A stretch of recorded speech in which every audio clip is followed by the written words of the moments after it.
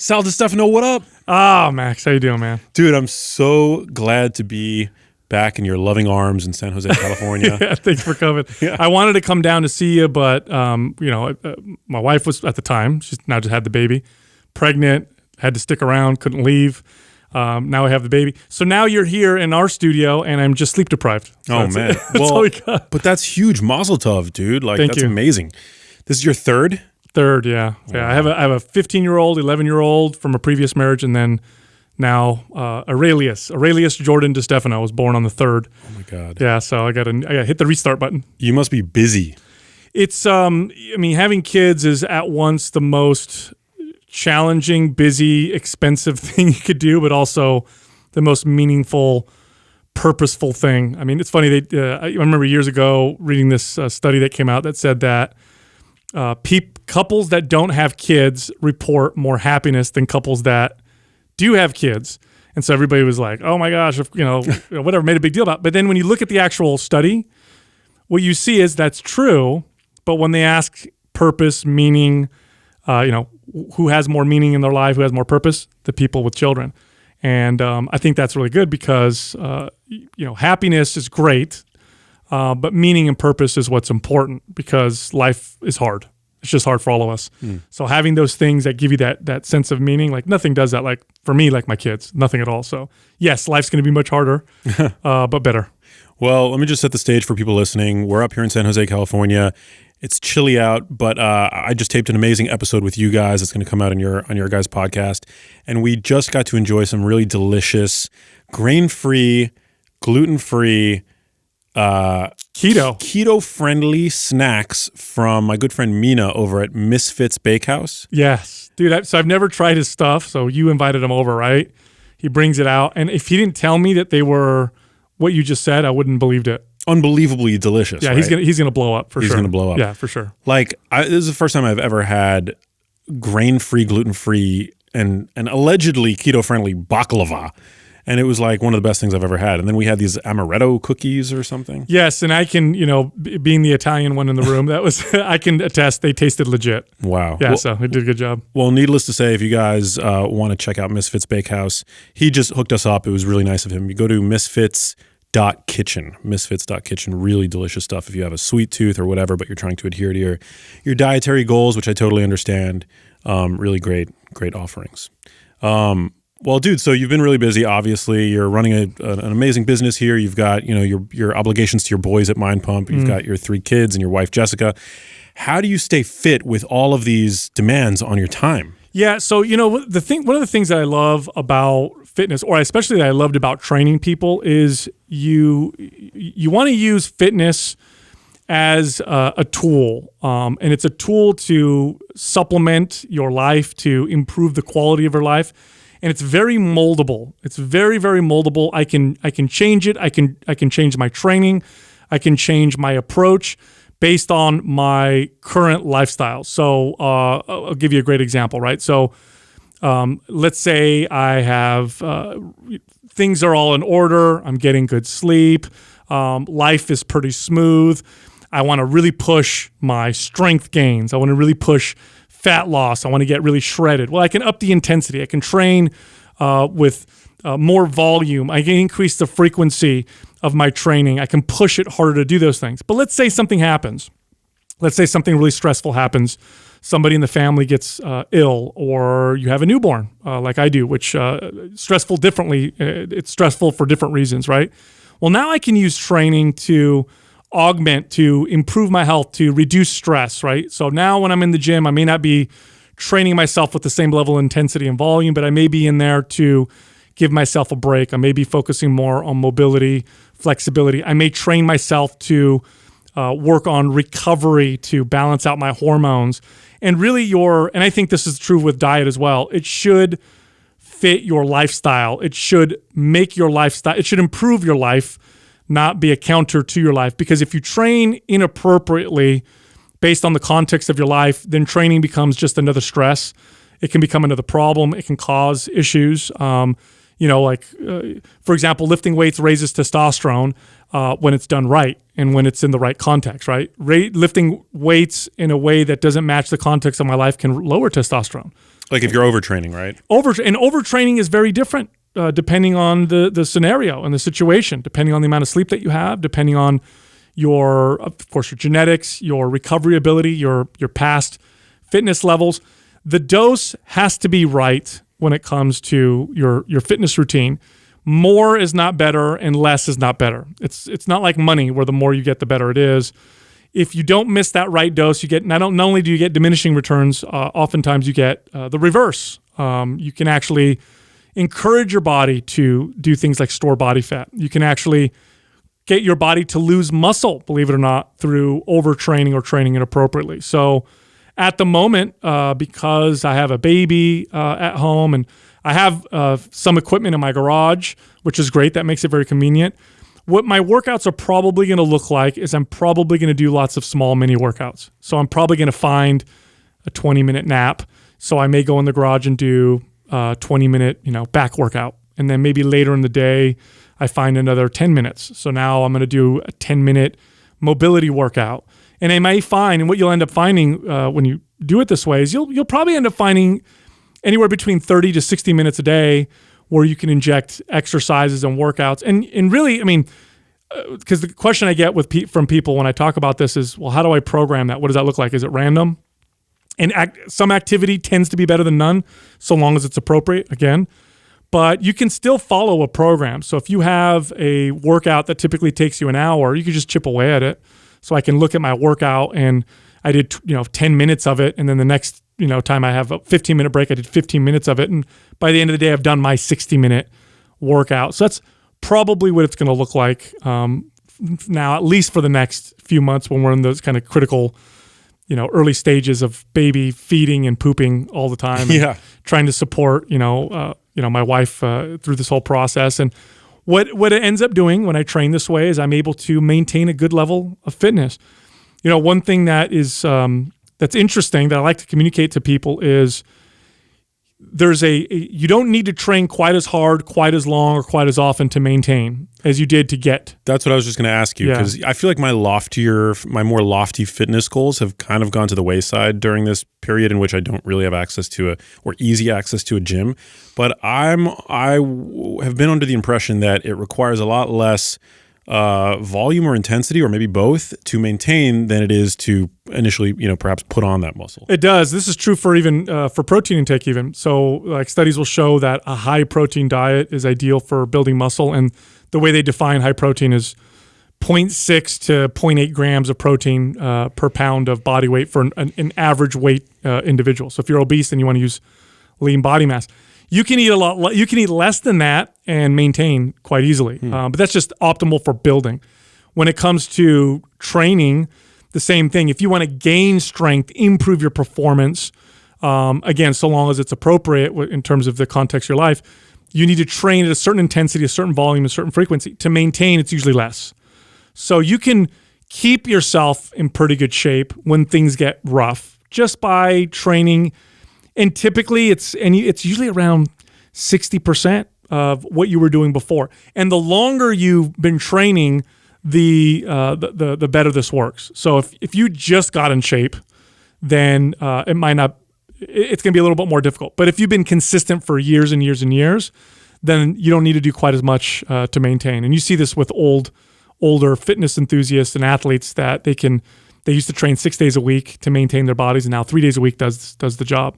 Yeah, no, if you're going to a gym and you're accustomed to, say, doing, like dumbbell presses with 70 pounds in each arm, how does that translate to like doing push-ups? Like, it just seems like such a dramatic weight reduction. You're right. Compared to that. Yeah, no, you're right. So when you're working out, your body doesn't. Obviously, it's not counting the pounds, right? It doesn't know the difference between a 70-pound dumbbell and a 100-pound dumbbell. It knows the difference in tension, right? So it doesn't know what the weight is. If you put me on the moon, a 70-pound dumbbell, still 70 pounds, but on the moon it weighs much less. And so it's all about the tension. So let's say I'm stuck and I don't have access to the 70-pound dumbbells and I'm just doing push-ups. Slow down. You could slow the reps down. I can increase the tension by squeezing my elbows together, gripping the floor, I can speed up the reps, even slow down the reps. I could be more explosive with my repetitions. I could, of course, modify angles and form and technique to do it. But you'd be surprised at how easy it is to maintain without equipment, just by creating more tension. I mean, you could do a body weight squat slowly by tensing up your body and do 10 reps. And even if you're really fit, 10 reps can be quite exhausting, and you can get a pump in your quads by doing that. Adding weight is one way to add intensity, but it's not the only way. So there's a lot of things you can do to make your workout work for you. So if you don't have access to a gym or you're stuck at home, that doesn't mean you're screwed, not at all. Yeah. Often I'll do days go by where all I'll have done were 10 or 15 minute workouts. And I'm actually surprised at how well I've been able to maintain, my physique. I'm not like hitting new PRs or anything like that. Like, I would have no way of measuring them anyway, because I don't have access to a gym. But like, I'm surprised at how these like shorter, perhaps more intense workouts, how effective they can be in terms of like what they do for your mental health. I mean, you obviously get a great pump and all that, but I found that I've been able to like maintain my strength pretty well. Dude, this so what's funny about this? This is not just for maintaining, by the way. This is a strategy that high-level athletes, Olympic lifters have used this for a long time. Back when during the Cold War, the Soviet Union was just so dominant in Olympic lifting sports, right? They would just crush everybody. And when the Iron Curtain came down, a lot of their coaches came to the U.S. or we learned about some of their training techniques. And one thing that they did was they would train frequently throughout the day at a moderate intensity. So rather than doing it all in 2-hour workout, they would train all day, 20-minute intervals, and they found tremendous performance gains. When you talk to people who have spent long stints in prison, with no access to equipment, the whole stereotype, right? Of somebody going off to jail for a couple of years, coming out and they're totally shredded and swole AF and muscular. They do these workouts, like 10 push-ups every hour. Try that out, right? If you could do 50 push-ups, 10 push-ups is nothing. Do 10 push-ups every hour. Try doing that for every waking hour. And this is more for performance, for like extreme performance. Watch what happens to your body.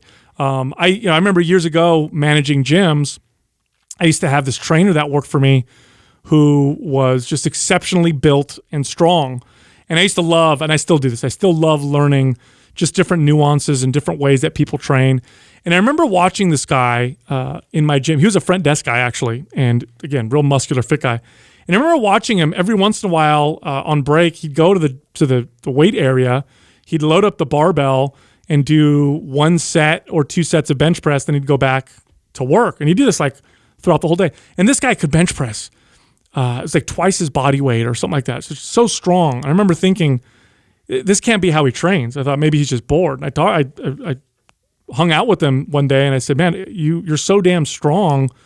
Like, how do you work? What do your workouts look like? And he goes, oh, I do 10 minutes, 15 minutes here and there. So yeah, but what do your workouts look like? He goes, that's my workout. He said, when I get a break and I get a chance, I go out to the weight area and I'll do a moderate intensity set.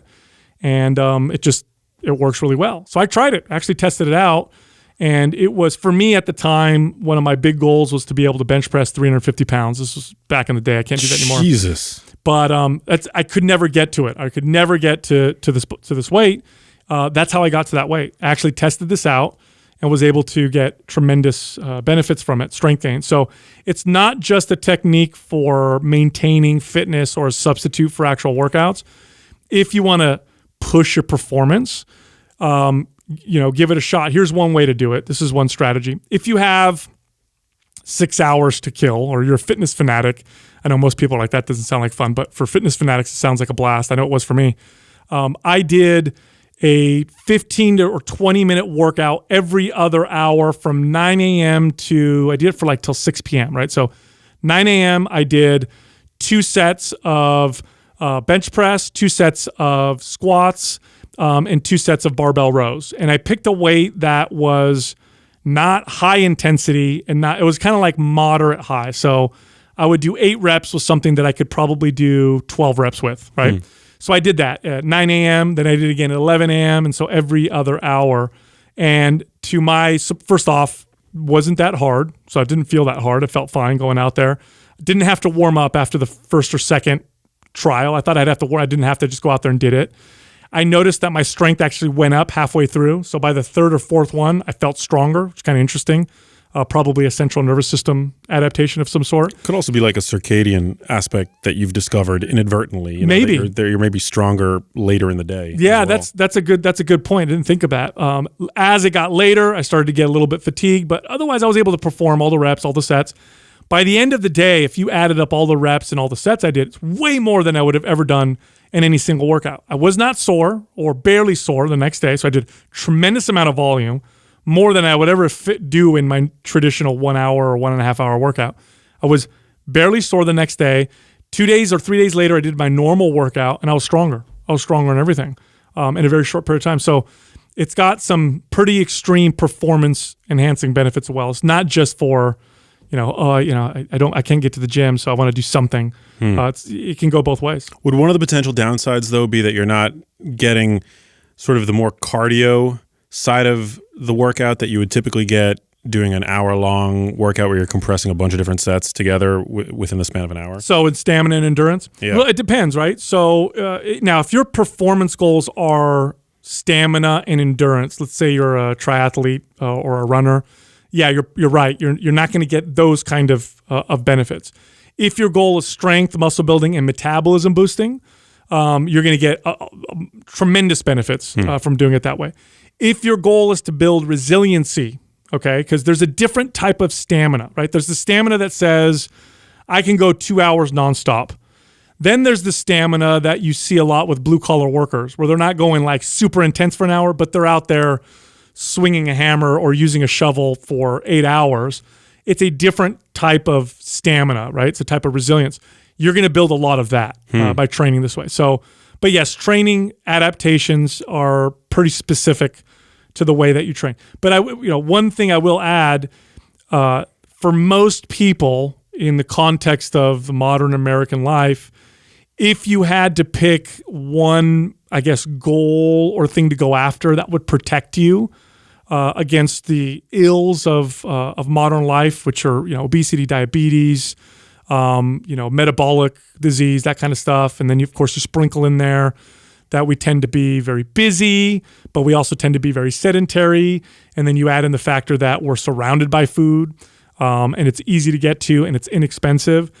And you could only pick one kind of thing to really go towards. Go towards muscle building, because it's going to positively affect your metabolism the most. And having a body that naturally burns more calories is the best insurance you can have against all those things that I just listed. If you have a fast metabolism today, you are at a tremendous advantage. Maybe not 10,000 years ago when food was scarce and you were constantly moving. A fast metabolism might have been, it was much better to have a slow metabolism. But today, right now, if you're working 10 hours a day, in front of your computer, so you're busy, but you're not moving much. So it's not like you're manually burning calories. Food is really, really good, and it's all over the place. Having a body that burns lots of calories is going to protect you. And so that would be the goal. That's usually the direction I point people in, unless they have very specific, stamina goals or athletic goals, in which case I'll train them a little differently. Putting on as much muscle as you can for your frame, for your genetics, for your gender. It just, here's a funny thing. When you say it that way, yes, that's true. But here's why I don't say it that way, although that's technically true. It tends to turn off a segment of the audience, right? So female listening right now will be like, put on as much muscle as possible. Like, I don't want to look like, a bodybuilder. I want to just have a tight, sculpted physique. Well, first off, you're not going to look like a bodybuilder. Building a ton of muscle like that is virtually impossible for most people. Men can build a decent amount of muscle, but naturally they're not going to look anything like a bodybuilder. Women almost never. I think in my entire career, I've only ever worked with or met one woman who was natural, who built muscle where she had to kind of scale her training down so she didn't build too much muscle. It almost never happens. The goal is to train like you're aiming for those things. Yeah. Send that signal, because that signal tells your body a couple different things. One, extra muscle does burn more calories. It's an expensive tissue, so fat doesn't require many calories to maintain, Muscle requires more calories to maintain. It's a very active tissue. So 5 pounds of muscle is just going to burn more calories than 5 pounds of fat.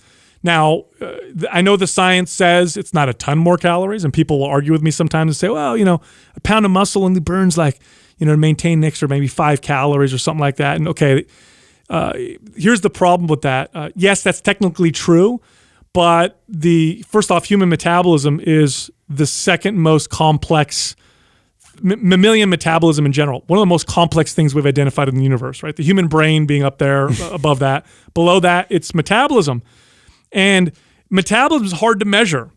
It's not very clean, right? So it's not like I gain 5 pounds of muscle, so now I burn X amount more calories every single time.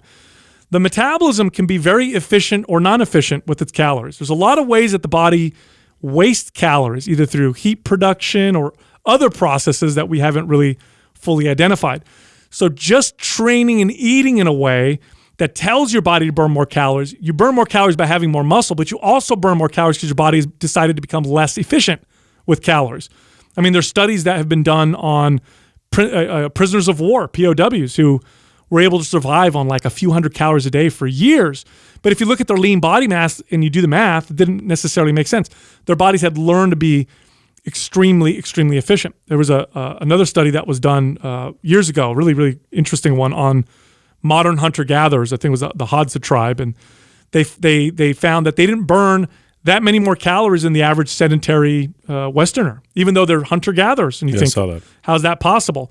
Their bodies became efficient. So you can tell your body to be more or less efficient with calories by the types of signals that you send your body. And one of the best ways to do that, if you want your body to be less efficient with calories, which is, AKA faster metabolism, is to build muscle. Also, getting good sleep does this as well. Getting poor sleep tends to tell the body to become efficient with calories.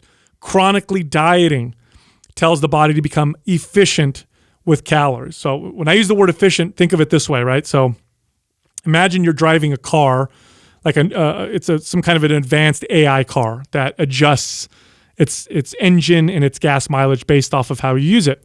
So imagine you're driving this car and you go very slow, but you drive all day long, but you're going really, really slow, long distance. Your car is going to turn itself into, it doesn't need much power, but it's going to go long distance. It's going to become a one-cylinder, hybrid car. It's going to adapt, right? Yeah, and it's or like if it had a transmission, which I don't think electric cars do, but it basically stays in that one gear the whole time, seventh gear. Yes. Now imagine if you drive your car and you're like racing it, like twice a day I'm going as fast as I can, 0 to 60. Well, it's going to give you a big, powerful engine. Doesn't really care too much about efficiency, so it's going to be less efficient with gasoline. So your body kind of does that. So lifting weights, getting good sleep, not training in a way where you're trying to burn tons of calories, not chronically dieting, actually feeding yourself in a way that is more conducive to building muscle. That teaches your body to be less efficient with calories. And, and this is my experience, okay? But I know lots and lots of coaches and trainers who've done this with their own clients and even with themselves. I mean, I've gotten people's metabolisms, their basal metabolic rates, according to how we measure it with how many calories they're able to eat and their body weight, how they can maintain it.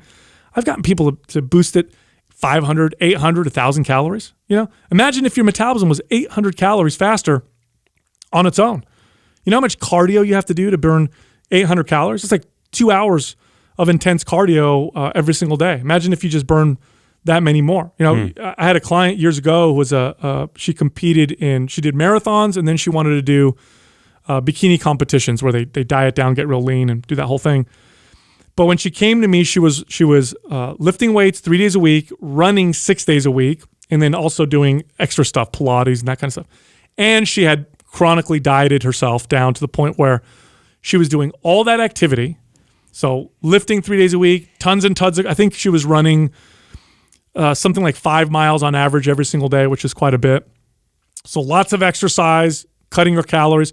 She was at the point where to get any leaner, and she was lean, but she wasn't shredded. She was like maybe 19% body fat, which is good for the average person that's lean. But to get on stage as a bikini competitor, you're aiming for 13, 14, 15% body fat. So she needed to get leaner. she couldn't get any. She had to eat 1,200 calories a day to maintain. Anything lower than that was just unreasonable with all that activity. And so she came to me and she's like, "What do? I don't want to eat less than 1,200 calories a day. I don't want to run more. I can't work out anymore. Like, am I stuck? And what happens when I cut some of this down? Am I just going to blow up?" So what we did is we gave ourselves a long period of time. So I said, okay, give me at least a year. We got to kind of reverse out of this. So I slowly reduced her running to the point where she was only running once a week. Then I would have her, she would walk on the other days. So no more running. I was having her lift weights 3 days a week, but we changed the way she was lifting. She was doing circuit training before. She trained with me and it looked like almost like a traditional strength-based workout, almost like a powerlifting / bodybuilding type of workout. So we're, 2-minute rests in between sets, straight sets. We're doing exercises like deadlifts and squats and bench presses and rows, just your traditional muscle building exercises. I took her calories and I slowly ramped them up. So we would go up 100 calories this week, monitor her weight, go up another 100 calories. Oh, we got a little bit of weight gain. Let's keep it at that. Let's keep it at these calories until we stabilize. Then we bump it up again. And we kind of did this process. And after I think it was 8 months, she was consuming 2,300 calories a day and she wasn't running.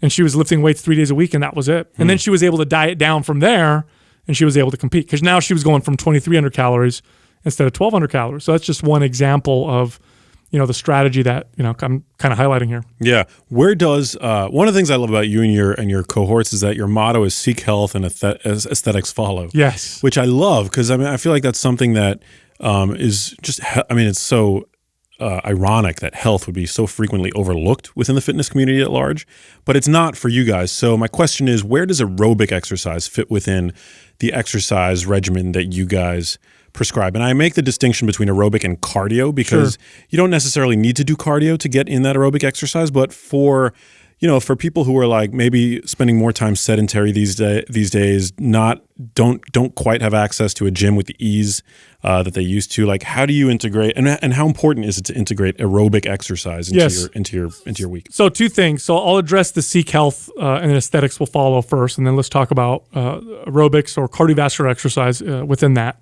sphere.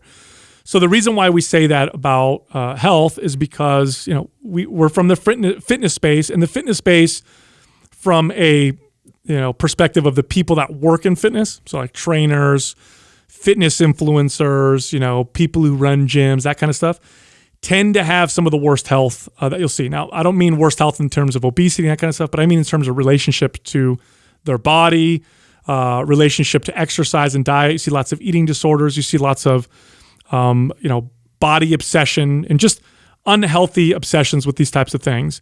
And what ends up happening with that is over time, those obsessions tend to, they produce poor health, which then produces poor aesthetics. The irony of it is that obsession eventually produces a body that doesn't look good. Health looks good.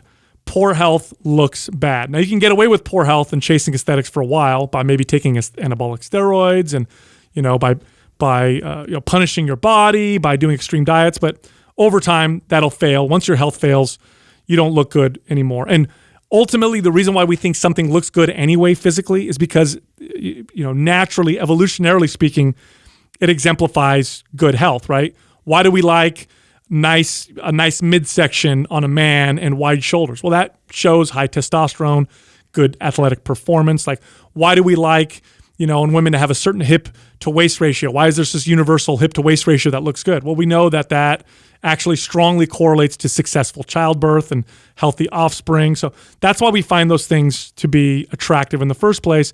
And if you're always chasing health, if you're always trying to be healthy, you're going to get a great deal of aesthetics, a great deal of health and a great deal of aesthetics. If you're constantly chasing looks, if it's only about looks, you'll get some looks, but you'll eventually lose your health and then you'll lose the looks. So the best strategy long-term, even if you're somebody that's like so focused on looks that you're like, I don't care, I just want to look good, the best strategy is still health. Go after health. Okay, so let's talk about aerobics and cardiovascular exercise. I am not anti-cardiovascular exercise at all. What I say is if you only have the time to devote to focusing on one type of exercise, your best bet is probably resistance training for the reasons that I highlighted. And that's just the reality for most people. They just don't have the time to devote to lots of different forms of exercise. But if you want optimal health, you need to do some form of cardiovascular exercise. Now, the health benefits from cardiovascular exercise really come from just the active part. They don't necessarily come from the extreme endurance part. Okay, so you don't need to train in a way that makes you a phenomenal marathon runner or cyclist, or I can run a mile in under X amount. In fact, those extreme endeavors can sometimes be counter health. At some point when you're pushing performance, you start to get a little trade-off with health. This is true for strength as well. Like if you meet power lifters whose ultimate goal is to lift the most weight in their weight categories or whatever, you'll also find a great deal of joint injury and some dysfunction because they're constantly pushing performance. So if you're looking for health with cardiovascular activity, it's just to move. The best form of, from a health perspective, longevity and health perspective, the best form of what we could put in the category of cardiovascular exercise is walking. Nothing comes close to walking. And there's a couple reasons for it. Number one, we all know how to walk. So that sounds funny, right? Because you think, well, I know how to run, I know how to swim, I know how to do all these other forms. No, you actually don't. Most people don't, right? Running, for example, humans evolved to do a few things really well physically. We're not the strongest or fastest animals in the animal kingdom, but we can throw with accuracy better than most animals, right? So we're really good at throwing. That's why we're such good hunters. And we can out-trek almost any animal. In fact, when you look at modern hunter-gatherers, the way they catch their prey or whatever is they'll hit it with a spear, and then they'll just chase after it until it falls of exhaustion for miles. We're built to run long distance. We really are. So there's nothing wrong with running from that perspective. But here's why I'd never recommend running to the average person. None of us have run since we were children up until we're adults. We just don't. So then we hit our 20s, 30s, 40s, and we decide it's time to go outside and run. And it's a skill that we don't have. We just don't have it. Our technique is terrible. So running is associated with the most injuries, the ankle and knee and back injuries. And we treat it like, and this is true for all exercise, so I'm not just picking on running here. We don't treat exercise like a skill, right? We treat it like a workout. And so here's what I mean by that. Nobody thinks to themselves, I'm going to go outside and run to get really good at running. Like I'm going to perfect my running. They think I'm going to go run to get tired, right? Oh, it's time to work out. I'm going to go run until I can't breathe anymore because that's what's important. That's terrible because when you push yourself to fatigue, especially if you don't run well, you're going to run even worse, and that causes big problems. Poor biomechanics, poor movement patterns. You're not going to have long-term success. If you are going to start running, treat it like a skill. It's going to take you years. You go out and you practice running and you perfect it, and you never run to fatigue because as soon as you fatigue, your form goes out the window. Just like if you had to learn how to golf, like you'd never go out there and just swing as hard as you could. You'd perfect the technique. So this is why I don't recommend running. People just run terribly. Now, if you go to societies where people run from birth all the way up and it's a part of their culture, like you go look at like Kenyans, for example, this is part of their culture. There's a tribe or a group in Mexico that does this as well. And they run from children all the way up and they never stop. They run, no injuries, no nothing. They've learned it. They never lost that skill. Average person today, you tell the average person to run, it's terrible. True for me as well. I mean, I never really ran all the time. So that's why I don't recommend that form. Walking, on the other hand, we all walk. So if I tell the average person to try to walk, for 20 to 30 minutes twice a day, they're probably not going to hurt themselves. They're probably not going to cause biomechanic, issues and muscle recruitment pattern issues. And they can get some of those benefits of the activity and whatever. It's easy. You just go outside and do it. And I like walking also because it's easier to inject into your everyday life. So here's a great strategy. If you want to increase your activity level, rather than scheduling a workout, just inject some activity into your everyday life. So you may do something like, after breakfast, lunch, and dinner, I do a 10-minute walk. You always eat breakfast, lunch, and dinner. So now you've attached it to a routine. You've attached it to something that you do anyway. So now it's going to be attached to this automatic routine. 10 minutes 3 times a day is 30 minutes a day. And you end up finding great consistency and adherence versus, schedule a 30-minute run every single day or whatever, or a 30-minute workout. It's a lot more intimidating. It's a lot more intimidating. It's hard. It's funny. Marketers have pieced this together. Supplement companies are really good at this. Years ago, supplement companies, they're trying to figure out how do we get people to buy more bottles of our stuff. Like we convince people to buy protein powder, but they buy a jug of it and then they never buy more because they'll use some of it and then it stays in the cupboard and they never use it again.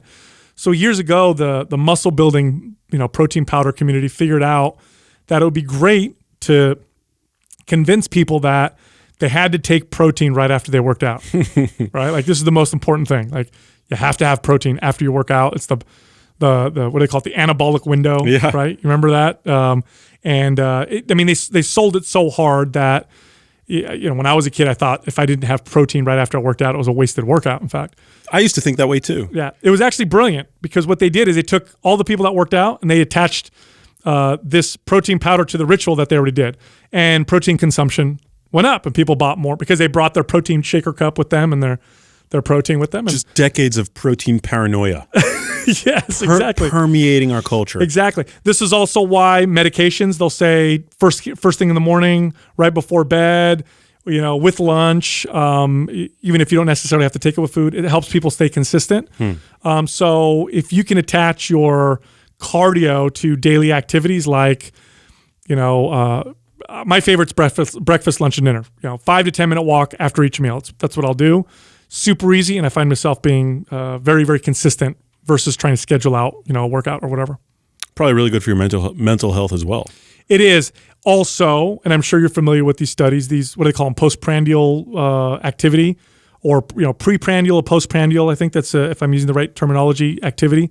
Great for insulin regulation, blood sugar, improving your insulin sensitivity and regulating your blood sugar. It's exceptional. Just that small 10-minute window of activity post meal reduces postprandial glycemia. There you go. Yeah, I knew you'd know the science. If you have like a high carb meal, just a very short walk. Like I think back when I first read those studies and I made like a video on my YouTube about it. It's actually still up there and gets a ton of views, but it was a very short walk. It was like a walk around the block. Yes, or something. What's funny about this too, Max, is that and I know you're just like this.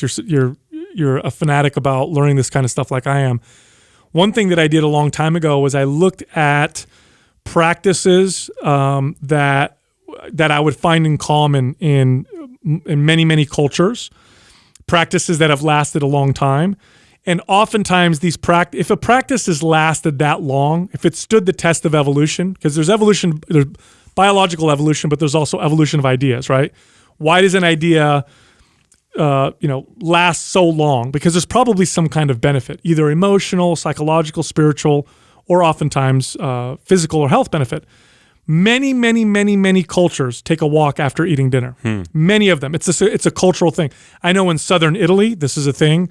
We'd have a big dinner, and then we'd all go for a walk. I know lots of Asian cultures do the same thing. They do this very, very slow walk after dinner. You find this in Middle Eastern cultures. And this is probably why. Without realizing, they probably found that. And you hear people say, "Oh, it helps digestion," and maybe. Aside from the glycemic benefits, it helps move things around so that they pass through your digestive tract. I mean, a walk first thing in the morning is really good, like to help you go to the bathroom. Like if you're it's true. Try like being regular in the bathroom if you're sitting all day. Like it's one of the reasons why whenever I take like a super long flight, my digestion is just screwed up. Yep. For 2 or 3 days afterwards. Oh yeah, well we need gravity, right? Gravity. That's why the exit hole is at the bottom of our body, right? Because if it was the opposite, it would be very difficult. Imagine how awkward that would be. It'd be really strange. If it were like on top. Yeah, it'd be weird. But it's because gravity helps. Standing up, right, helps move things through. And then you have muscles that move around the digestive system, right? The psoas muscles. It's a hip flexor that attaches to the femur, kind of goes through the body and attaches at the spine. And they're very active in walking. And so when you're walking, those muscles massage the digestive, system to help with digestion. So if you have like mild heartburn or indigestion, you may find a 5 or 10 minute walk post meal to be the right solution for that.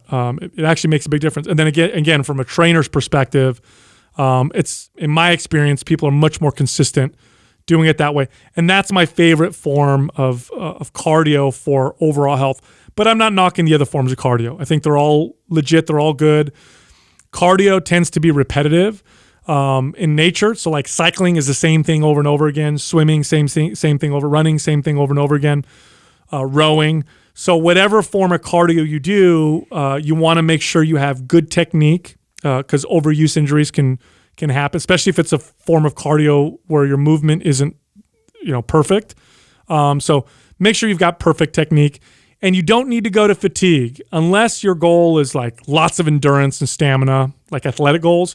You don't need to train to fatigue. You don't need to train for that kind of endurance, and the risks don't really outweigh the benefits. So moderate walks throughout the day, best form, you'll find. What's your diet looking like these days? I want to talk about diet and its relation to boosting your metabolism. Yes. Okay. So let's talk about the macronutrients first, so proteins, fats, and carbohydrates. They all have a thermic effect on the body. So when you consume a macronutrient, and it's more complex than this, I'm simplifying it, right? There's a thermic effect, meaning that your body burns X amount of calories metabolizing the food that you are eating. Protein has the highest thermic effect. So if you were to eat, X amount of calories of protein and then an equivalent amount of calories from carbs and fats, through the calorie out side of the equation, the calorie burning side of the equation, technically the same amount of calories of protein is actually a little lower than the same amount of calories from carbs and fats because the thermic effect. By like a quarter, right? So like protein is typically 4 calories per gram, but you're actually probably only assimilating 3 calories. Yes. And after the thermic effect. Yeah, and it's definitely a little more complex than that, but no matter how you slice it, proteins burn more calories. So there's that part of metabolism, right? So aim for protein. And then eat in a way that maximizes strength. So eat in a way that makes you feel strongest, that builds the most muscle, even though building muscle is a slow process, just eat in that way. And what that does is it tells your body that you're prioritizing expensive tissue, which is muscle. You need it because you're strength training. You're sending a signal to your body that says, I need strength. And then you're feeding it yourself in a way that says, we don't need to conserve energy. And what I mean by that is you're not, excessively cutting calories, right? If you just by cutting calories, your body starts to burn less calories, by the way. It starts to slow its metabolism down a little bit. So you want to eat in a way that tells your body it's okay. It's okay. I've got food coming in. I've got calories coming in.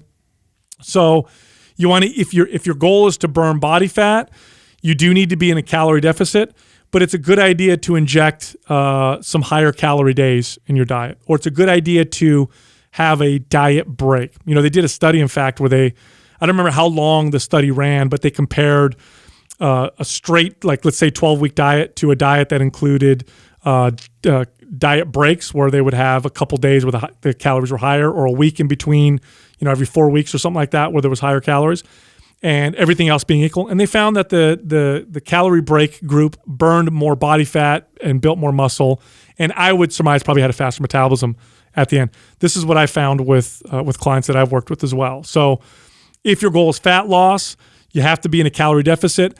But I typically say don't be in a deficit for longer than 3 to 4 weeks. So you be in your deficit for 3 to 4 weeks, then maybe have 3 or 4 days where you're in a slight surplus. Is that what people call like a refeed? That's what the fitness and the muscle building, bodybuilding space would call a refeed. Or the term that I hate is a cheat day or a cheat meal. I hate that because it encourages bad behaviors with food, which is another conversation. Interesting. Right? Yeah. So, but yeah, it's a diet break, or really think of it this way: I'm eating more to let my body know it's okay to burn more calories and not be so efficient with calories. So, let's say your metabolism in your activity is burning 2,000 calories a day, so you're eating 1,500 calories a day to try to burn body fat. So 1,500 calories on average a day over the course of 3 weeks. By the 4th week, it's probably a good idea to eat 2,100 calories or 2,200 calories a day. So maybe 100 calories or 200 calories more than your maintenance. Are you going to gain any weight or body fat at the end of the week? No. Maybe a little water, but no body fat. But you'll get a little metabolism boost from it, or at the very least, you'll mitigate the metabolism slowdown that happens. And so you could do that every 3 weeks or every 4 weeks, and you'll have more long-term success, doing it that way. Now, I don't like treating it like a cheat day. Even diet break sometimes encourages, this behavior of kind of this restrict binge mentality. So try not to think of it that way. An even better approach, in my opinion, is to undulate calories on a daily basis. So I give people weekly goals rather than daily goals. So if your goal is 2,000 calories a day, that gives you 14,000 calories for the week. Okay, well, today I ate 1,000 calories. Tomorrow I'll have 3,000 calories. The next day I have 2,500 calories. The next day at the end of the week I equal out to, the same total number of calories. But I find that undulation is better behaviorally. It's better for my psyche. It matches real life a little bit more. We don't eat the same thing so meticulously every single day. And I would bet that it probably has a more favorable metabolism effect than eating the same exact calories every single day. Super interesting. What are some other things that you see talked about in the fitness community that makes you face palm? Like I'm just curious, like what makes you, like, behind the screen, like Sal Di Stefano, go like, this is the worst advice ever? In the hardcore fitness space, it's almost all about calories and macros. It's like, if it fits your macros, if it fits your calories, it's okay. And that comes from the body obsession side of my space, where it's like, hey, I'm burning body fat. Hey, I look good. Therefore, it's all okay.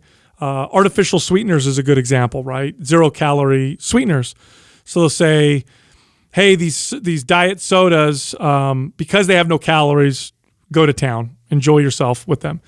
Now, in my experience, technically, yeah, you have 0-calorie sweetener. And I know there's some studies that show that it may affect insulin sensitivity. There may be an effect on the microbiome, but let's just pretend that it had no effect on the body physiologically. It literally was a no negative effect physiologically, 0-calorie sweet soda. Well, what can the harm be? Well, there's a couple problems still, and they're all behavioral. One, when you are trying to eat healthy, calories are a barrier. They're a natural obstacle, and they're a healthy obstacle. It really is a healthy obstacle. If, use me as an example. I'm a health-minded individual. I want to have something sweet. If I have a soda that's got sugar in it and it's 130 or 200 calories, that natural barrier tells me or helps me, say I'm going to have one. I'm going to have one Coke. It's 200 calories, because those calories and the sugars are that natural barrier. If it's artificially flavored, no calories, that barrier has been removed. I'm going to start to develop this behavior of binging on sweet flavors. I'm going to start having 5, 10, a whole case of sodas. I've worked with people in the fitness space who all they drink are diet sodas, because what the heck, it's got no calories. Well, there's some bleed out from that approach that bleeds over into other behaviors. Number one, you start to change your palate. You start to perceive sweet a little bit differently. Now, naturally sweetened foods, fruits, berries, they don't taste quite as palatable. They're a little bit bland. So that messes with you a little bit. Sweet does encourage this kind of fervorous behavior.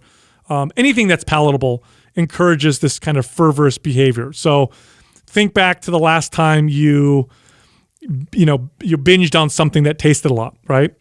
Here's a characteristic of that.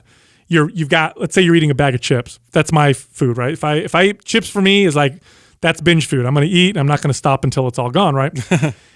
I'm chewing on a chip, but I'm thinking about the next one. Right. It's not even about the food that's in my mouth. It's about the one that I'm about to get in my mouth. It's never about the one that's in there, right?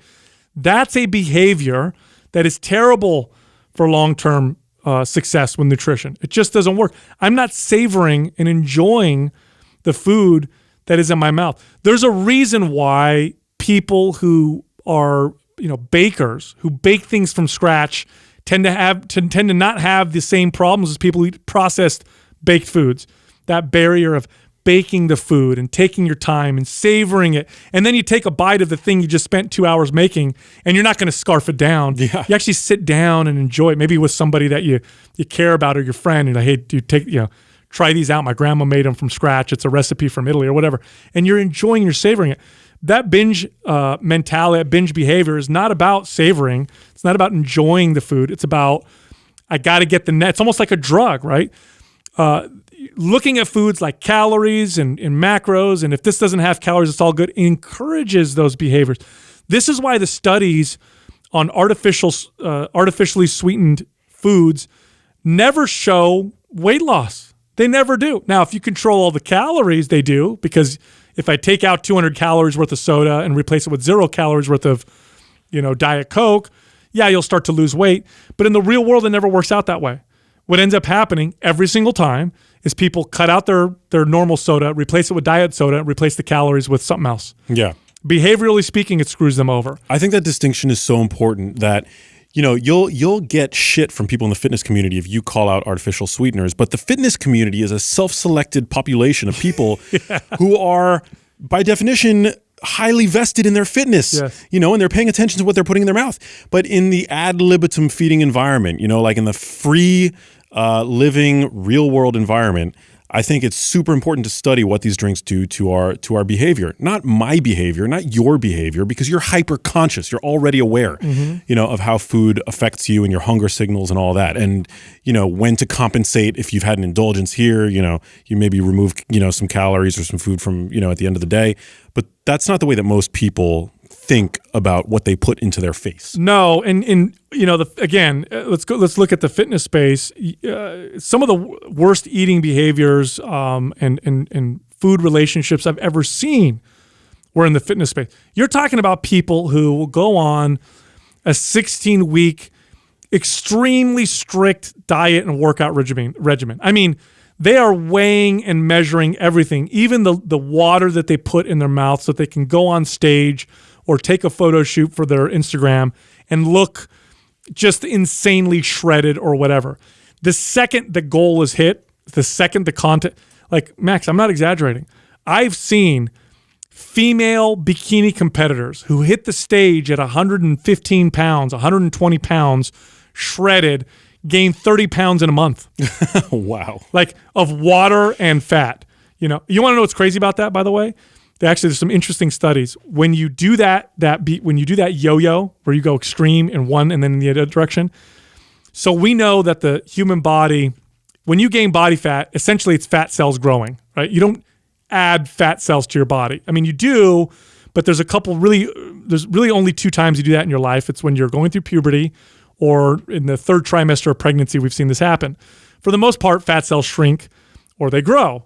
But we have witnessed in these extreme examples, people adding fat cells to their body. It's as if the body who went from a 16-week extreme diet to extreme binging and gorging is trying to find a way to capture all this extra energy. And it's actually adding fat cells. So in my space, athletes will talk about burnout. Like, oh, I did all these shows throughout the year and I don't know why my body just won't look as sharp as it used to. It might be because they're adding fat cells to their body each time, making their bodies more effective fat gain machines, making it harder to burn body fat. So that extreme behavior, not great at all. So for everybody else, if you start to follow their advice of counting calories, it starts to encourage that. Even if you don't do a competition, here's what ends up happening. You have your meal plan. I have my calories. I have my macros. And I'm doing really good. It's a willpower thing. I'm motivated. Motivation's starting to wane, which it does. Motivation doesn't stay with us forever. What do I do now? Oh, no, I went out with my friend. You know what I'm going to do? I'm going to have 1 slice of pizza. Now, here's what happens. I eat that slice of pizza. You know what? I'm off of it anyway. Screw it. I'm just going to go crazy. And then it turns into the opposite behavior. It's just on the wagon, off the wagon behavior. That does not work in the real world long term. Here's the ideal. Here's what you want. You want to be in a situation where food it's relaxed for you. It's not, I'm counting, I'm measuring, I'm worrying, what's going on. It's, I eat and I feed myself in a way that feeds my health, that feeds my energy. Sometimes it feeds me socially. Sometimes I feed the hedonistic side of myself, or I want to enjoy the flavor and the taste. I mean, you know, I'm a first generation American. My parents are Sicilian immigrants. We're Italian. Like eating for us is it's a sport, right? we love food, right? You better believe when I go to my mom's house for a Sunday dinner, or it's Christmas and my aunts and my grandmother at that moment, I'm not feeding my physiological self. I'm not feeding myself, to try to maximize my appearance or my insulin levels or whatever. No, at that moment, what's important for my health? The health important aspect of that is bonding. It's enjoying the moment. It's, having a great time. There's nothing wrong with that. Most of the time I eat in a way that serves my physiological health. But the key here is it's relaxed. I don't stress about it all the time. And so I don't end up finding myself go through this on the wagon, off the wagon thing. So in that context, let's say you do eat healthy most of the time, because most of the time that's probably the right thing to do. And I mean healthy in the physiological sense. And then you go out with your friend. And then you do say, I'm going to have a slice of pizza. That's it. Usually that's it. I had that slice of pizza and that's okay. I don't feel like, I'm off. I might as well go crazy and have tons of pizza. It tends to be much more moderate, and it's a relaxed, natural approach. And the fitness space misses this completely. For them, it's like you're eating the right calories and macros or you're off. And then the other thing that I hate is the whole and I know you've talked about this a lot, there is no good or bad food. And, no, there is. There's definitely garbage food, and there's definitely food that's got more value.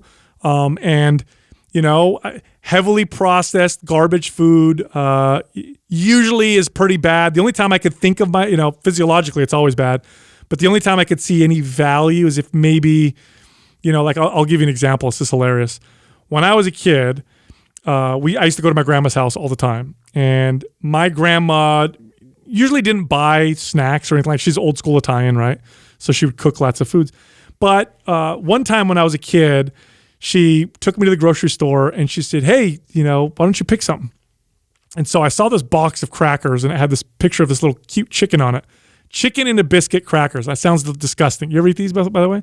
No, never. Okay, it sounds gross, right? Chicken in a biscuit. It's like you're eating a cracker that tastes like chicken soup. I'm not exaggerating. It's really weird. At your grandma's house, your grandma had them for you? So she picked it. So I picked them out at the grocery store. Oh. Okay. So she bought them, and I liked them. And so every time I went there, it was this thing that my grandma would get for me, these chicken in a biscuit crackers. Wow. Okay. So the value for me is... I feel like that's not the kind of thing that Jews eat. No. I didn't grow up with those. What would you have? Like matzo ball? Something like that. Crackers, just like that. What did I have growing up? I had, Entenmann's donuts and these Dutch Mill, I think they were called, cookies. I mean, I had all kinds of pastries, but never chicken in a biscuit. Yeah, so for me, the maybe the value of eating a heavily processed box of garbage like chicken in a biscuit crackers is remembering the time I had with my grandma, maybe, which, it's not like I do that every single day. I don't even do that. I might do that once a year. I might get it and, with my grandma and eat them and be like, oh, yeah, I remember that time. So there may be some value in some of that stuff. But, yeah, there's definitely bad food and good food. And the fitness space is very strange with how they present nutrition. It all comes from that body obsession point of view, and that really annoys the crap out of me. They also look at exercise that way. Like what I said about walking, oftentimes they'd be like, oh, it's a waste of time. Yeah. It's really a microcosm. I mean, there's the body obsession in the fitness community. There's the preponderance of eating disorders just in general, I think, on Fitspo pages and among dietitians and nutritionists. There's just a lot of that. I think it's important to remind people that we've inherited a food supply that is unprecedented in terms of how difficult it is to navigate if health and longevity is your goal. So inevitably, you're going to have to restrict something, right? Whether it's calories, if you choose to eat predominantly ultra-processed foods, or ultra-processed foods, and then opt for predominantly whole, minimally processed foods. And I think that the area under the curve of misery is a lot less if you opt for minimally processed foods instead of just trying to count your calories and fit those ultra processed foods into your life. Yes, you got to look at it as a strategy like this. Look, ultra processed foods are engineered to make you eat more. So if you don't want to overeat in this, again, like you said, this just environment where there's so much food around us, it makes sense to not eat foods that encourage you to eat even more. Yeah, it makes it very difficult. This is the first time in human history where we've the problem is now too much. It's not too little. We're finding that now with technology, for example. Like we have to figure out ways of developing good relationship with technology. Otherwise, we'll be stuck on it all the time. So it's not about. There's definitely a discipline component, but the discipline is discipline in creating good behaviors. It's not in the restriction type of discipline. That does play a role, but if you rely on that all the time, it's a losing battle.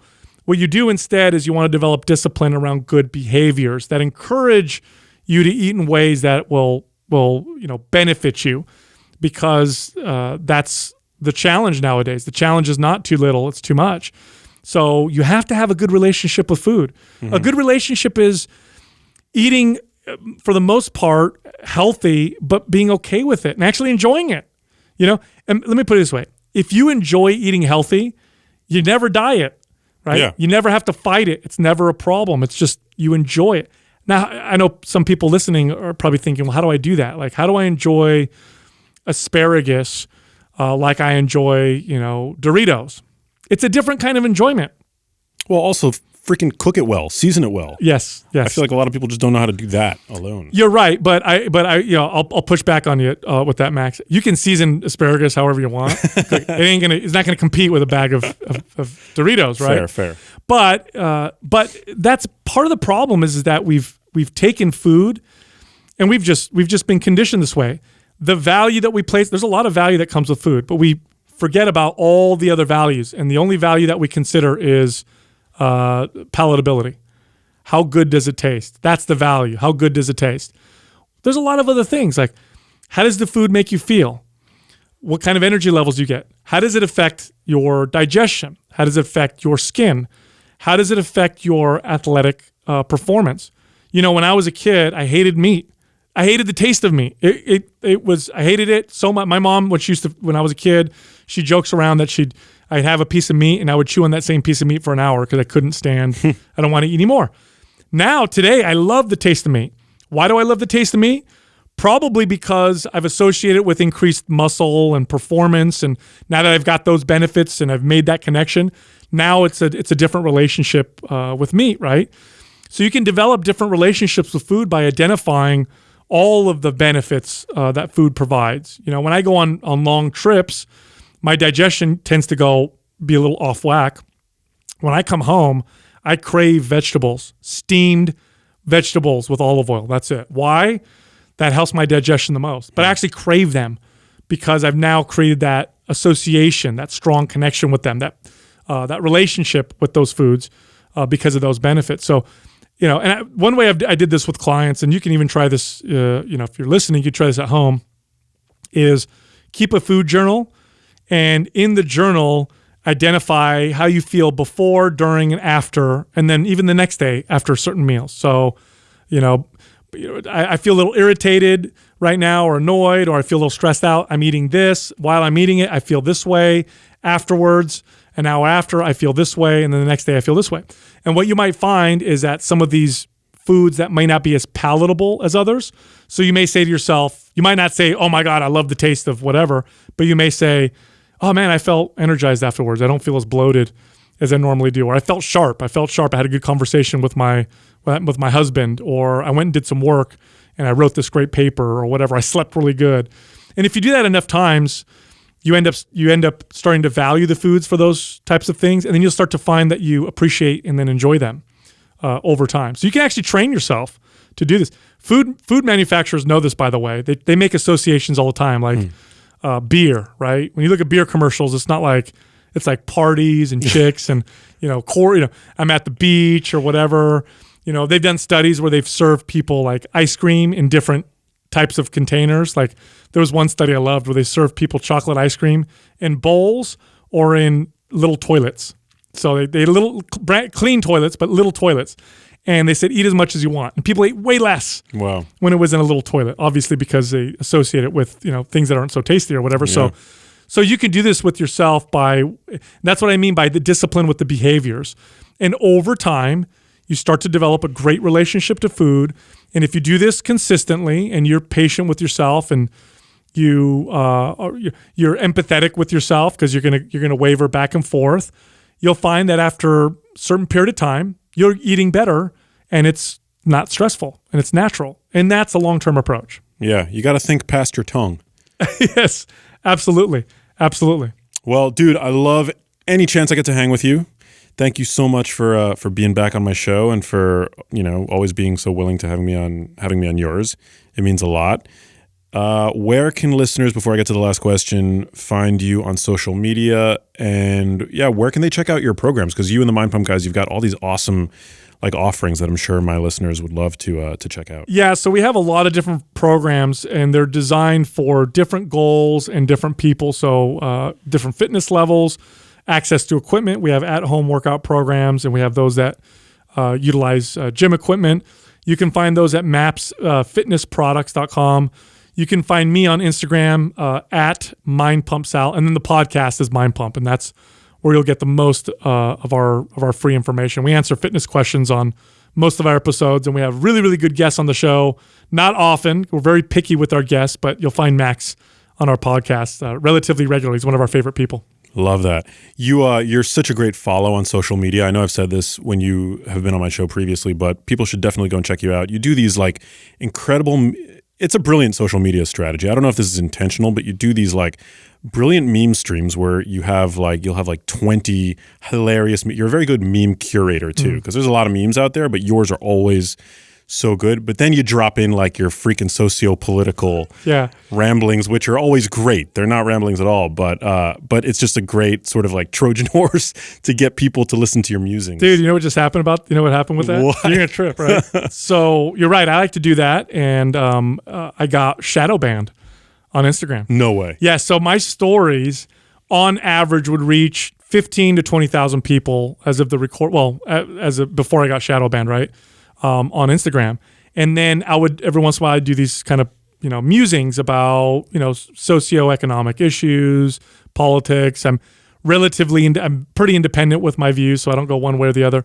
But because it's election season, or it was election season, they got really hard on clamping down, I think. And my views went from 15 to 20,000 down to 1,000. Wow. Yeah. So I don't know when that'll be lifted or what the deal is, but I'm going to stick to memes for a little while. I don't necessarily want to get shadow banned anymore. It makes me a little uncomfortable what the power that these social media companies now have in terms of their ability to censor dissenting voices. Bad, in my opinion, it was a bad move on their part, because as of right now, they are protected, like phone companies are protected, right? So if you and I are talking on the phone and we do some kind of we organize some kind of a crime over the phone, PG&E isn't going to be liable for it. They're just hosting the phone lines or whatever. You and I are the ones liable, right? So they're protected. Editors of magazines are not protected. If a magazine puts out some information that's false or wrong or whatever, they could get sued. So far, social media companies have been protected, similar to phone companies. But the problem now is that they edit. Now that they censor and edit, they're opening themselves up to liability. So I think the era of open social media is over. Not to mention they've pissed off both political parties. 2016, they really angered the Democrats. They blamed social media for Trump winning. Recently, the conservative side, Republicans, are blaming social media for censoring them more than the liberals. So now I think we're going to start to see regulation as a result. For me, they're private companies. It's their platform. I'm on Instagram for free, so technically they do whatever they want. They can kick me off, and that's fine. But I think it's going to be. I think the era of this kind of free, open way of things is going to be over. I think they're going to start to get regulated, and it's their own doing. Yeah, totally. I mean, I don't have a solution for this, but I do think that there's, it is. They do probably have somewhat of a responsibility to do what they can to prevent the spread of misinformation, but it's only their algorithms that allow that misinformation to be spread. Dude, So the censorship of it all, and they're intervening, to me, it's just an extremely like slippery slope, dangerous proposition. Totally. And I'm not even disagreeing with why they're doing it, or that's not my opinion. What I'm saying is that they went down the slippery slope. There's no way they could possibly, it's not like they have people checking everybody's Instagram account or Facebook or whatever. There's too many people. So they have algorithms. These algorithms are not perfect. And so you're going to piss some people off. For example, I posted a picture. So 50 Cent came out, the rapper, and he advocated for Trump, right? Because I guess Biden's tax plan came out and he said, I don't want to be 25 cent. I want to be 50 cent. So it was this big thing, right? And so there was this picture of 50 Cent, and somebody had photoshopped it so it looked like he had Trump's hair on his head. And it's the funniest picture. So I posted it. Well, their algorithm blocked the picture because it was a edited political picture. And now it's a meme. It's funny. Obviously, it accidentally picked me up, but it did nonetheless. Probably one of the reasons why I got shadow banned. Well, I mean, you're doing that to enough people, and you get politicians upset enough and the public upset enough, and you start to get these theories that you're doing this more to one side versus the other. Well, now you're going to get regulated, and public's going to support it. So now you're screwed. So I don't know. I don't know what they're going to do. I feel bad for them because, like I said, I think their days of how they've been doing things are numbered now. Yeah, man, interesting times. Well, thanks again for being here. What does it mean to you to live a genius life, Sal Di Stefano? Oh man, I know you ask me that every time I come on. Yeah. Right now, it means trying to maintain my health during a busy time. I have an infant son that was just born. Obviously, I work. I'm in the process of writing my own book, which I can't talk too much about right now, but that's obviously, what that entails. That's a busy process. So right now, Genius Life for me is balance and really maintaining my health more than pushing in any one direction. I need to be able to do all of it while keeping me healthy. Love that. Well, congratulations again on your third. Such an amazing gift. Any indications that he's going to be a bodybuilder yet at this point, or no? Yeah, no. Well, maybe if he has my wife's genetics, I've got the hard gainer genes. When you look at me, that's obsessive working out consistently since I was 14. So oh, man. This is what you could do with a hard gainer body. Is about as far as it goes. You've come pretty far. No. To all you guys out there in podcast land, thank you so much for your time and attention and for tuning in. I appreciate you. Share this episode of the show. Text me at 310-299-9401. Would love to hear from you. And we now have merch. Go to thegeniuslife.com to grab yourself a Genius Life t-shirt or a Genius Life hoodie or Genius Life socks with my silhouette on the ankle. They're dope. And I'll catch you on the next episode. Peace.